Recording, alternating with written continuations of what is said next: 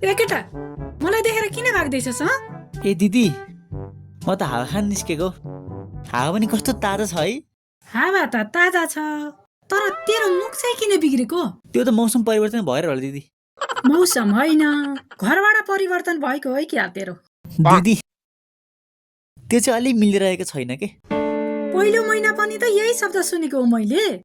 दिदी तपाईँ त मेरो आफ्नै दिदी जस्तो, अलिकति दया गर्नु पर्यो नि।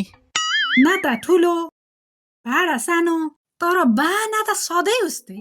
यसपालि चाहिँ अर्को हप्ता पक्का दिइहाल्छु। अर्को हप्ता भनेको तेरो पात्रमा कहिले आउँदैन? दिदी यदि अर्को हप्ता पनि दिएन भने म आफैले झाडु लगेर आँगन सफा गरिदिन्छु। ल ठिक छ, भाडा त पछि भए पनि ठिक छ, झाडु चाहिँ आजबाट सुरु गर है। आजै? हो नि नाता, तर काममा देखिनु पर्यो नि।